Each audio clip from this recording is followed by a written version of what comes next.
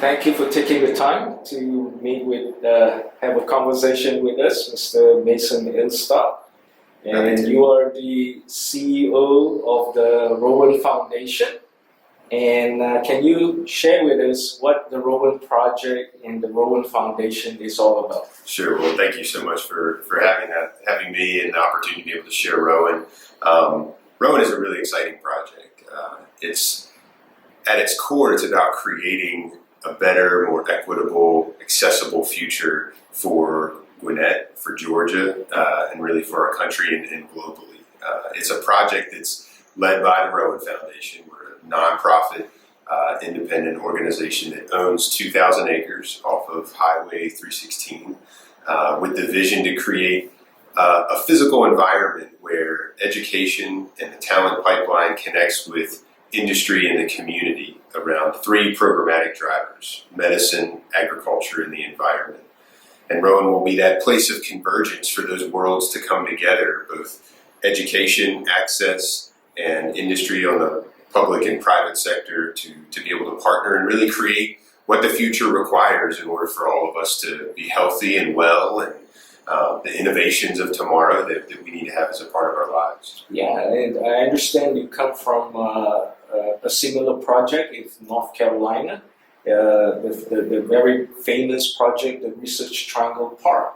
And for our audience who are not familiar or having difficulty envisioning Rowan, they can actually see what RTP, Research Triangle Park, is becoming, and this is potentially could be the model for Rowan going forward. Right, and I was at Research Triangle Park for many years before coming to Georgia.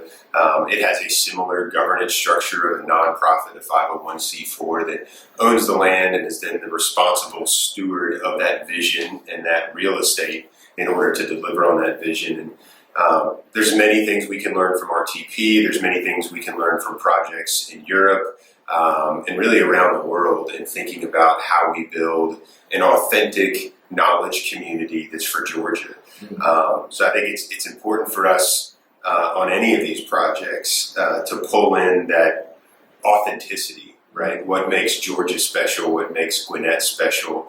And as we look at best practices and global examples like Research Triangle Park, which has done a phenomenal job, and I love being there and a part of that project. But what can we draw from those places to help inform how Rowan comes to life, right? And reflects the diversity, reflects the collaboration and the unique environment that we have at our fingertips as a part of Rowan getting underway. That's interesting. Where does the name Rowan come from? I mean, our audience will be very curious to know. Yeah, so Rowan is actually an agricultural term, falls very much in line with one of our three programmatic drivers of agriculture, and it means second harvest. And it's really this idea of, in agriculture, there's a second cutting of hay in a long enough season, and actually the second cutting is a more productive cutting for livestock and those kinds of things. And for us,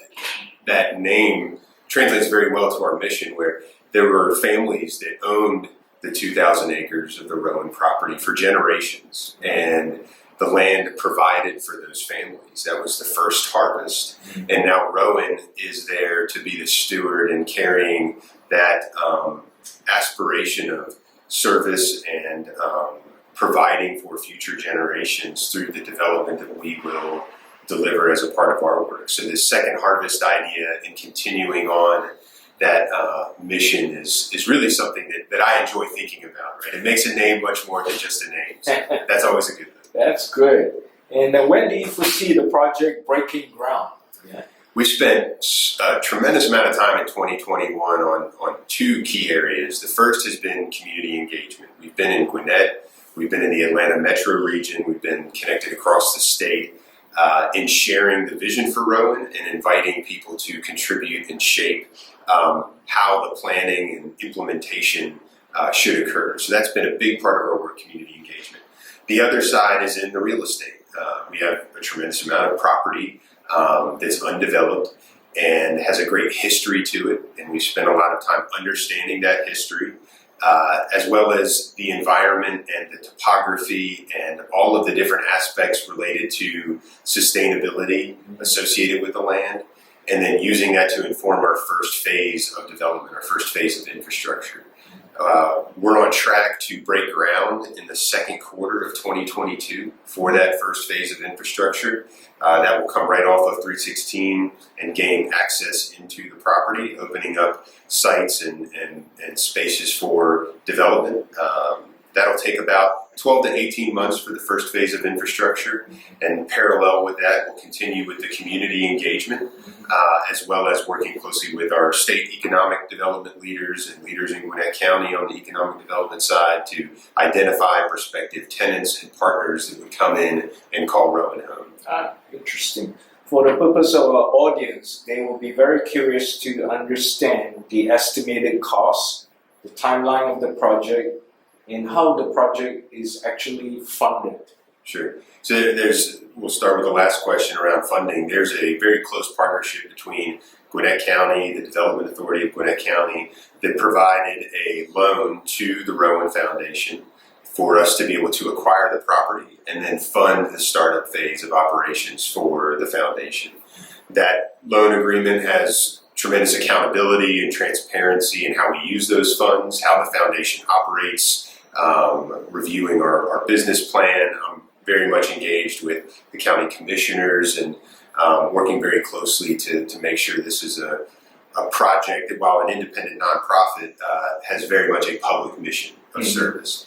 So that relationship is key and has the loan agreement, operating agreement that formalizes that partnership. Our development timeline, again, starting out in second quarter of 2022 for infrastructure in that first 18 months, and then we'll really be into vertical construction with projects and partners and institutions that come in and work alongside the foundation in developing the property itself. And then finally, on the economic impact, anytime when you're dealing with a project of this size that has a multi-generational vision, this is not a transactional project. This is a project about building a destination for the generations that come behind us and have a platform to create that shared future. And therefore, it's going to take decades, right, to build out Rowan. We project in the year 2050 to be around 50% built out. And at that time, we would have around 55,000 jobs and an ongoing economic annual impact of $5 billion back into the Georgia economy. So those numbers are significant. They take time to get there, but at that scale, and that's using fairly conservative numbers from an economic impact perspective and the numbers that go into that. But we feel confident that that's the next 30 years to get us to that point of a 50% build out and those types of diverse jobs and growth that we would be able to bring to Gwinnett and to the state. Share with us, with our audience, what type of jobs that do you envision being created with this Rowan project?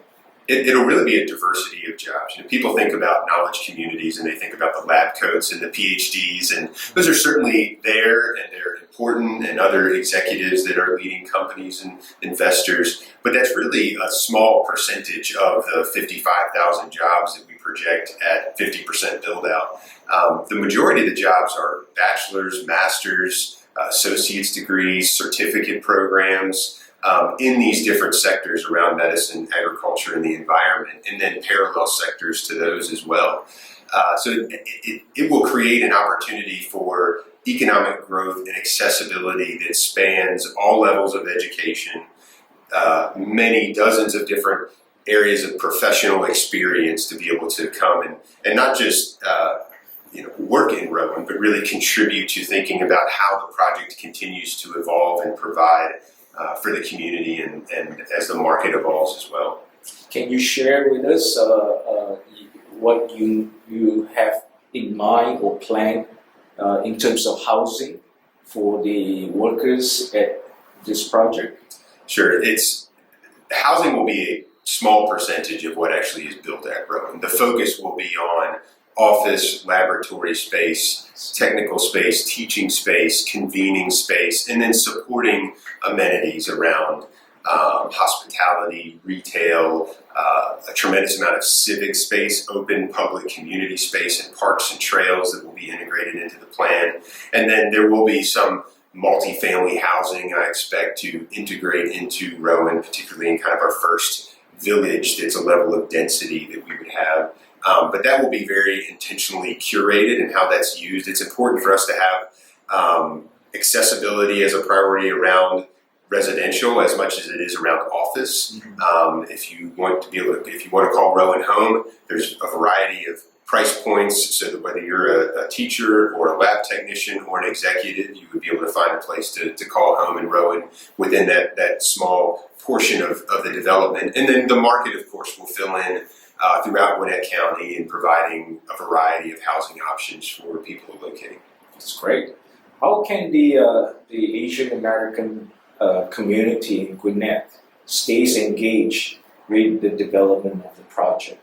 It's really three ways. I would say first, rowenlife.com is our website. We have a connect button in the upper right-hand corner, and that, dropping in your name, your email, will get you on our e-news and all of the events that we have, and outreach will be delivered to you, and there's a connection back to our email account for communications as well to reach back directly to the foundation. So that would be the first, around community engagement and general interest. The second would be around business. Under that same tab, there's actually a vendor list where people that provide any service, right, around development, around property, around partnerships that can be used and filled out by companies. And that will help us populate. We're populating a database of those different providers for the foundation to use as we grow and as business opportunities come about, to be able to reach out directly.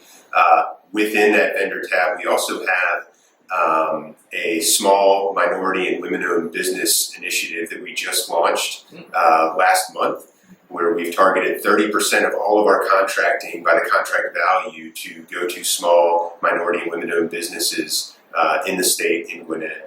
So using that vendor tab gives us a pathway to have folks self-identify as one of those types of businesses, and all businesses are welcome, but that gives us a way to understand what the sectors are where we could collaborate specifically. And then the third is, be engaged as we go out into the community.